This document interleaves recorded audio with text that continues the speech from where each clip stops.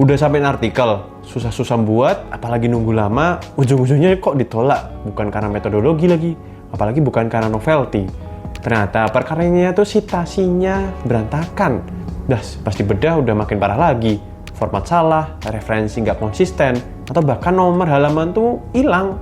Nyebelin banget kan rekan dosen? Atau jangan-jangan udah sering ngalamin nih? Padahal masalah kecil, tapi efeknya tuh bisa sefatal ini. Terus gimana cara buat ngantisipasinya biar gak terus keulang-ulang kayak gitu ya? Udah stres nih.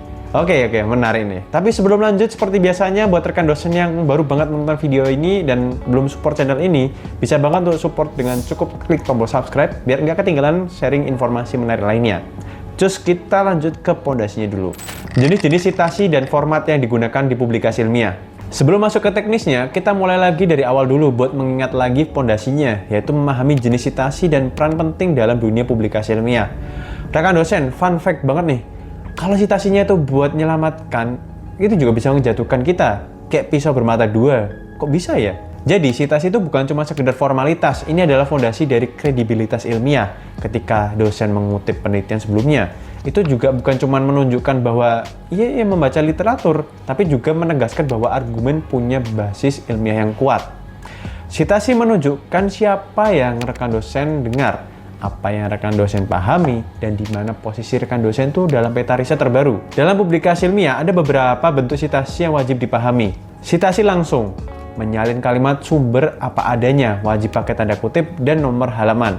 Citasi tidak langsung, merangkum pemikiran penulis tanpa menyalin kata-katanya dan parafrase berkualitas, yaitu memahami konsep penulis lalu menuliskannya atau mengulang dengan struktur kalimat sendiri namun tetap akurat.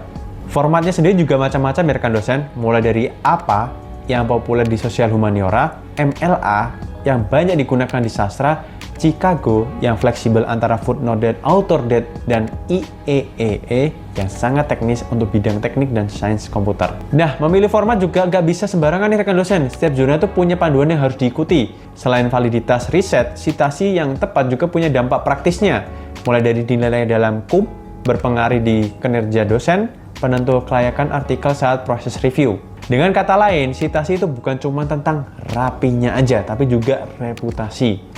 Setelah rekan dosen tahu jenis dan formatnya, pertanyaan berikutnya, gimana cara mengolah citasi biar nggak berantakan nih? Format, software, dan manajemen citasi modern. Oke, rekan dosen, agak ribet sebenarnya kalau udah permasalahan itu pengolahan gini ya. Apalagi soal citasi beginian. Udah banyak, bingung, plus pusing lagi. Yaitu kalau masih ngetiknya itu manual, ya jelas bakal gitulah. Nah, di era digital, nggak ada alasan lagi nih buat ngelola citasi pakai manual begituan. Ada software yang bisa bikin rekan dosen gunakan atau perdayakan, kayak Mendeley, Zotero, EndNote, dan RefWorks. Ya, mungkin beberapa rekan dosen udah tahu soal ini dan jadi senjata wajib penulis ilmiah modern.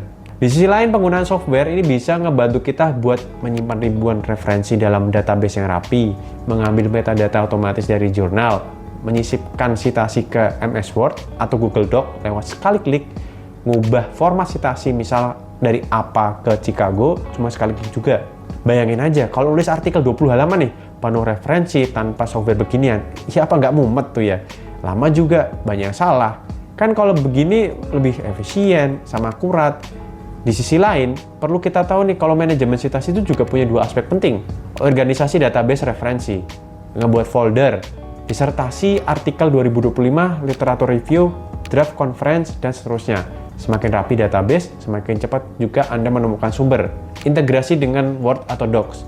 Nah, ini juga bagian dari fitur favorit dosen nih. Tinggal klik insert citation, pilih penulis, selesai. Bahkan daftar pustaka tersusun otomatis. Dengan tools yang tepat, citasi bukan lagi musuh ya rekan dosen, tapi jadi partner yang bikin proses penulisan kita tuh jadi lebih mudah. Tapi apakah citasinya otomatis benar? Belum tentu. Konsisten dan ketelitian penulis itu diuji di sini. Tips menjaga konsistensi dan akurasi citasi. Oke rekan dosen, satu kesalahan kecil di citasi aja bisa bikin reviewer tuh jadi ragu ke seluruh artikel yang udah kita submit. Ya ini karena ada suatu hal yang cukup riskan ya. Citasi itu detail, dan detail kecil aja sering jadi sumber masalah besar. Karena itu, rekan dosen perlu banget nih strategi untuk memastikan citasi tetap rapi dan akurat. Coba deh, cross-check rutin.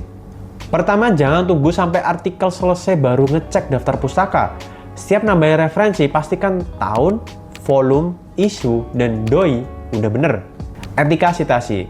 Kedua, pahami ini dan aturan plagiarisme internasional. Nggak cuma semua diparafrase dianggap aman ya. Misal struktur kalimat masih mirip atau ide terlalu dekat, tetap harus nyantumin sumbernya. Proofreading. Ketiga, bagian ini tuh khusus buat sitasi ya rekan dosen. Banyak artikel gagal bukan karena teori atau datanya, tapi itu karena daftar pustakanya yang nggak konsisten. Ada titik hilang, nama penulis kebalik lah, atau format berubah di tengah jalan. Jaringan sitasi. Keempat, publikasikan artikel di jurnal bereputasi, kolaborasi dengan peneliti lain, dan ikut konferensi. Jadi semakin banyak nih sitasi masuk ke karya rekan dosen, semakin kuat juga posisi riset Anda itu di komunitas ilmiah. Analisis sitasi. Yang terakhir, bisa gunakan bagian ini buat ngebaca tren riset. Ini bisa ngebantu dosen memahami arah perkembangan bidang, mau kayak gimana, nanti penelitiannya gimana, menemukan riset gap, dan ngeprediksi topik yang akan populer nantinya. Dengan konsisten dan ketelitian, kualitas naskah akan naik signifikan dan peluang publikasi makin besar juga. Dan ketika semua udah rapi, format benar, software jalan, dan sitasi konsisten, maka artikel rekan dosen tuh bukan cuma siap terbit aja, tapi juga siap bersaing nantinya. Sitasi itu emang kelihatan sepele, tapi bahasa, kejujuran, kredibilitas, dan penghargaan kita ke peneliti sebelumnya. Kalau video ini bermanfaat, jangan lupa klik subscribe dan share ke rekan dosen lainnya. Like dan komen di bawah ini apa yang perlu kita kulik lagi ya seputar karir dan akademik dosen. Sampai jumpa di video selanjutnya.